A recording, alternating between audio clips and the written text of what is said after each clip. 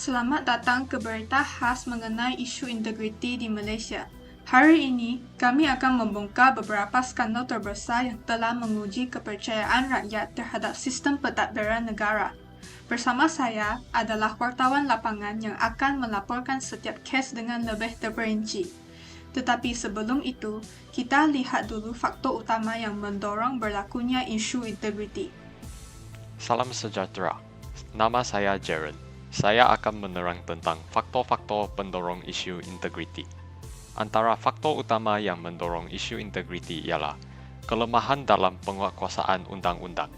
Banyak kes berprofil tinggi mengambil masa bertahun-tahun untuk diselesaikan. Malah ada yang masih tergantung hingga kini. Selain itu, budaya kronisme dan nepotisme dalam politik setia perniagaan turut menjadi penyebab utama, di mana peluang diberikan bukan berdasarkan merit, tetapi hubungan peribadi. Kurangnya kesedaran tentang etika dalam kalangan masyarakat juga memainkan peranan. Banyak individu tidak melihat rasuah sebagai satu masalah besar selagi mereka mendapat manfaat daripadanya. Sekarang, marilah kita lihat bagaimana faktor-faktor ini mempengaruhi beberapa kes besar di Malaysia. Satu daripada kes besar termasuklah skandal Jabatan Air Sabah. Pada tahun 2016, SPRM telah menyebu Jabatan Air Negeri Sabah dan menemui lebih 114 juta dalam bentuk tunai. Ini merupakan antara rampasan terbesar dalam sejarah negara. Kes ini melibatkan pengarah jabatan dan pengawal kanan yang didakwa menyalahgunakan dana projek bekalan air di Sabah. Lebih membimbangkan, siasatan mendapati sekitar 60% daripada dana negeri untuk projek air telah diseleweng selama lebih 5 tahun. Kes ini membuka mata ramai tentang betapa seriusnya isu ketirisan dana awam. Salam sejahtera. Kes yang kedua ialah skandal 1MDB. Skandal 1MDB adalah antara skandal kewangan terbesar di dunia, melibatkan kehilangan lebih 50 bilion ringgit Malaysia. Dana ini diseleweng melalui syarikat-syarikat luar pesisir dan digunakan untuk membeli aset mewah seperti kapal layar Equanimity, hartanah mewah serta karya seni yang bernilai tinggi. Bekas Perdana Menteri Najib Razak telah didapati bersalah dan dijatuhi hukuman penjara selama 12 tahun. Namun, dalam utama, ahli perniagaan Jolo masih bebas dan menjadi buruan antarabangsa. Seterusnya, kita lihat skandal John Bebas Pelabuhan Klang. Projek PKFZ sepatutnya menelan belanja 1.09 bilion, tetapi akibat kelemahan pengurusan dan kronisme, kos meningkat kepada 4.6 bilion. Ini berpunca daripada pemberian kontrak tanpa kawalan yang ketat serta ketidaktelusan dalam pengurusan dana. Walaupun beberapa individu telah didakwa, kes ini masih dianggap belum selesai sepenuhnya. Kini, kita beralih ke skandal Felda Investment Corporation. Felda Investment Corporation (FIC) telah membeli sebuah hotel di London dengan harga 330 juta ringgit Malaysia, jauh lebih tinggi daripada nilai pasaran. Pembelian ini bukan sahaja merugikan Felda, tetapi juga memberi kesan kepada peneroka Felda yang sepatutnya mendapat manfaat daripada pelaburan ini. Siasatan SPRM masih berjalan untuk mengenal pasti pihak yang bertanggungjawab.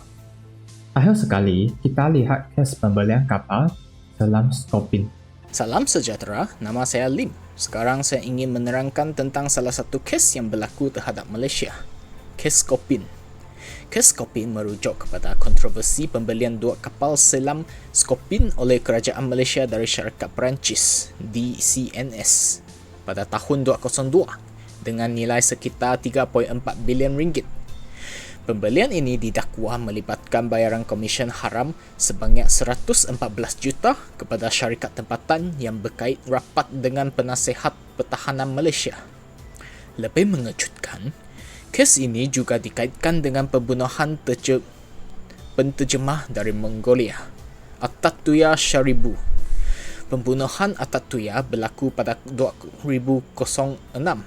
Atatürk yang didakwa mempunyai hubungan dengan Raja Baginda dan mengetahui butiran urusan kapal selam telah dibunuh secara kejam oleh 2 anggota polis.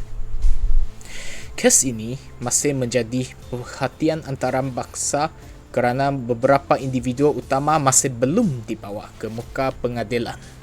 Sekian, terima kasih. Kemudian, sebagai seorang ekspert, saya ingin berkongsi pendapat saya terhadap isu integriti terhadap pada Malaysia. Isu integriti memberi kesan besar kepada negara dari pelbagai aspek, termasuklah ekonomi, politik dan sosial.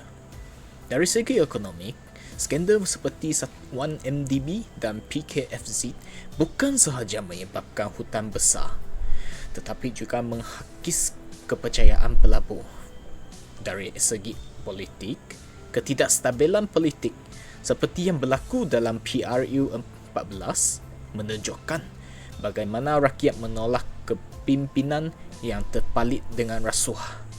Dari aspek sosial, kepercayaan rakyat terhadap institusi kerajaan semakin luntur, terutama bagi golongan luar bandar yang terjejas akibat kes seperti Felda Investment Corporation.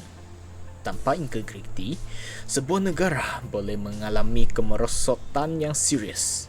Oleh itu, langkah tegas seperti penguatkuasaan undang-undang yang lebih ketat, keterusan dalam pengurusan dana awam dan pendidikan etika sejak usia muda amat diperlukan untuk membendung masalah ini.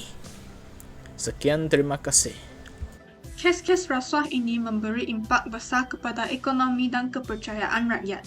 Adakah kita mahu terus melihat rasuah berleluasa atau kita bersedia untuk berubah? Sekian, terima kasih.